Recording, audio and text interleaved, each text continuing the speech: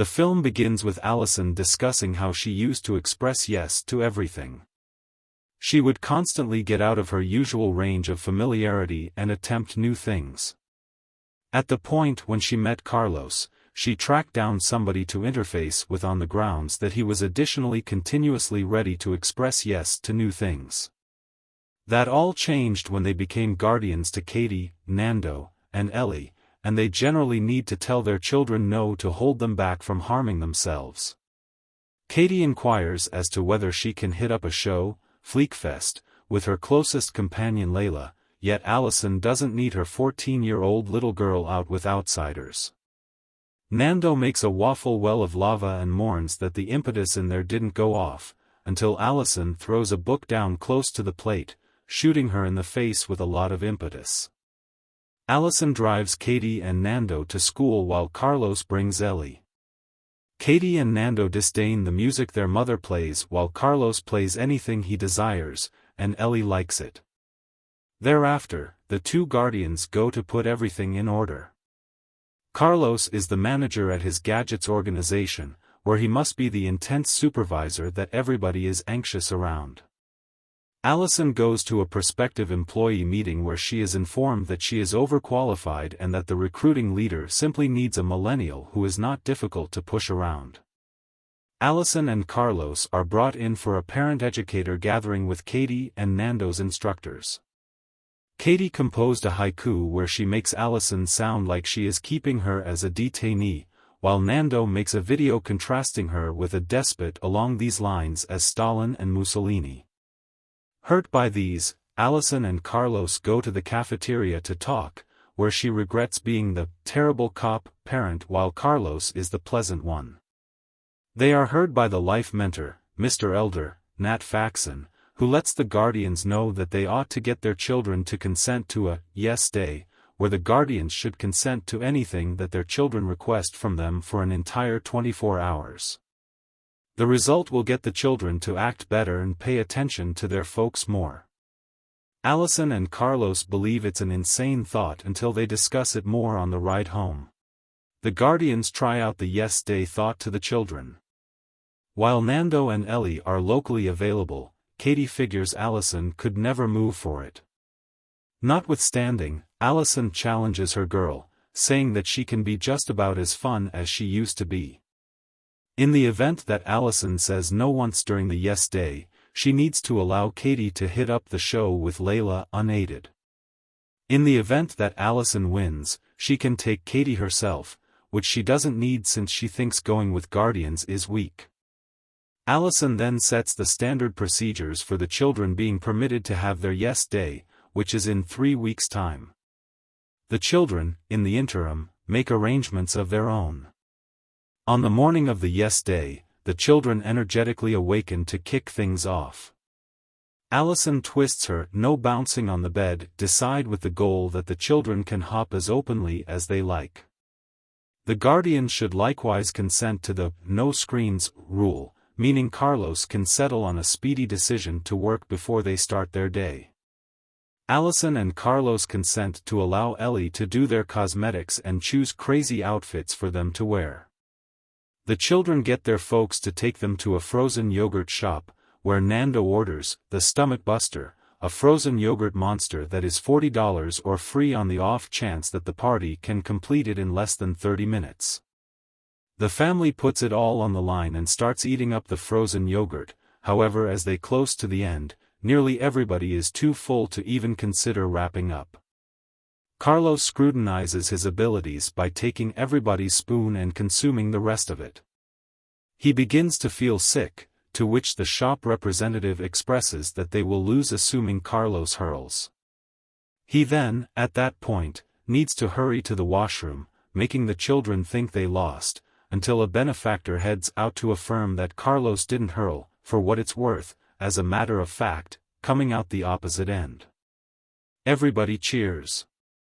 The following action sees the children guiding Allison and Carlos to a vehicle wash. The catch? They need to go through it with the windows down.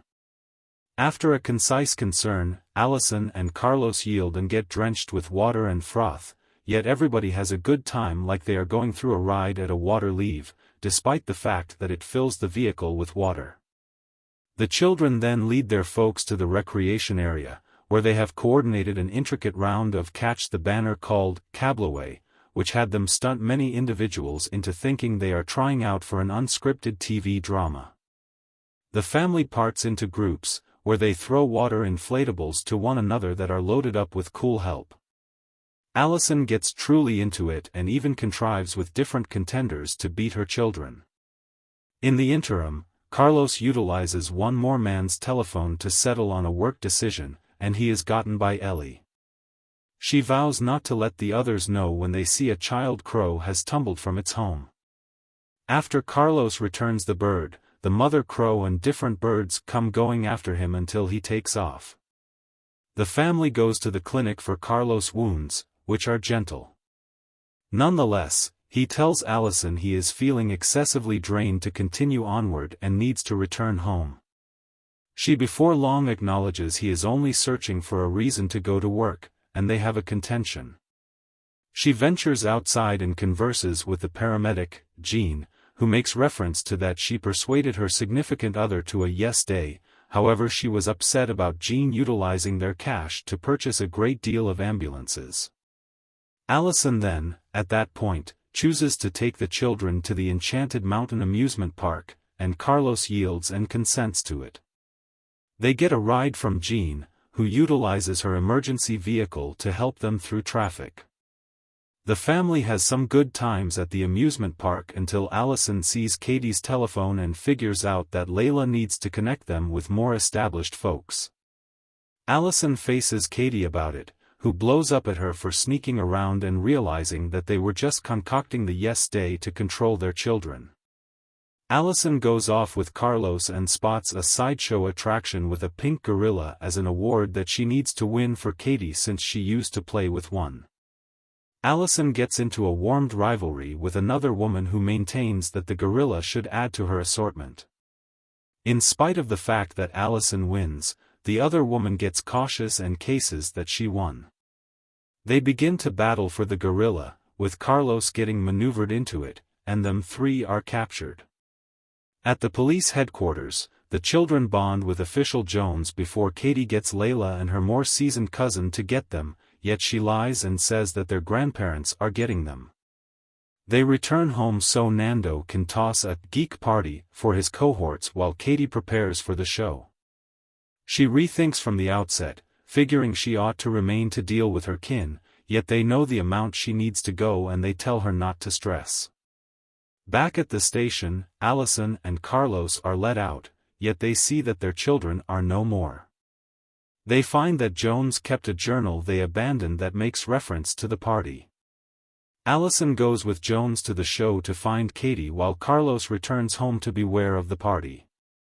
The party gains out of influence when the young men begin breaking things while a neighbor young lady appears and has sugar when she isn't permitted any.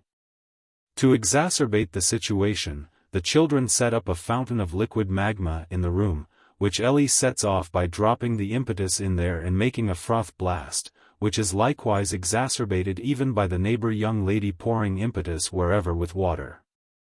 In the meantime, Katie parts from Layla at the show when she understands Allison was correct about the more established folks, letting her be. At the point when Katie attempts to call Allison, her telephone kicks the bucket, and no one aids her. Carlos shows up at the house and stops the party, constraining every one of the children to tidy up the wreck. Allison finds support from Jones to go behind the stage, where they meet the craftsman whom Allison and Katie love. After Allison closes up a tear in Her's coat, she permits her to go up to the stage and play out a melody of hers to stand out enough to be noticed.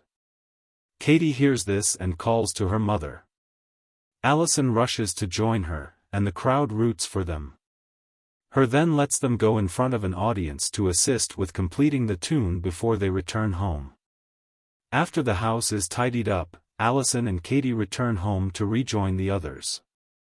The children accommodate with their folks and acknowledge they were correct about setting a few standards. Before the day is done, Ellie has something final she believes that the family should do. They set up a tent outside to camp for the evening. Everybody is content until Nando says he tossed the remainder of the impetus down the latrine, and that implies another froth blast happens that pours out of the house.